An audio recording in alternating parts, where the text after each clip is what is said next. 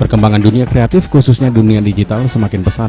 Bahkan saat ini industri kreatif sudah menjadi salah satu pemasukan negara.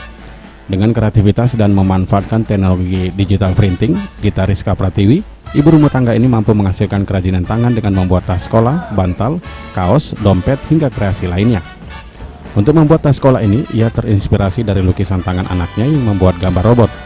Dari lukisan tangan anaknya ini kemudian diedit dan dipindahkan ke komputer serta diperbanyak dan dicetak dengan menggunakan alat digital printing.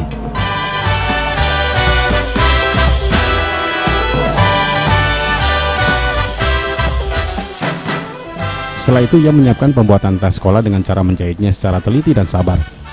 Tahap awal ia membentuk pola tas dengan menggambarnya di kain dan mengguntingnya. Setelah itu dijahit dengan mesin jahit listrik.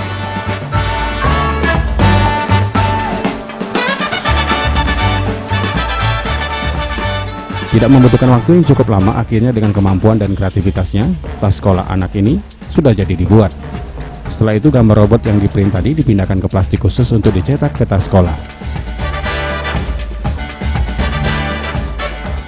Dengan menggunakan mesin, gambar robot dipindahkan dan akhirnya jadilah tas sekolah dengan motif gambar robot.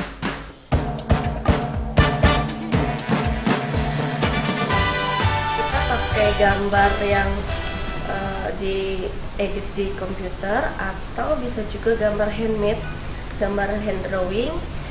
Terus kita edit di komputer, kemudian kita print, kita transfer dari kertas print ke kain pakai mesin hot press.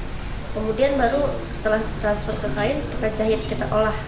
Itu bisa jadi sarung bantal, bisa jadi tas, dompet, atau juga bisa buat paling murah 50.000. Paling mahalnya?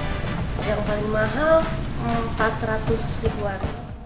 Tidak hanya tas sekolah, handmade dengan aplikasi digital printing ini dapat juga dibuat bantal, dompet, ataupun boneka. Julius Limban Gaul, PAL TV.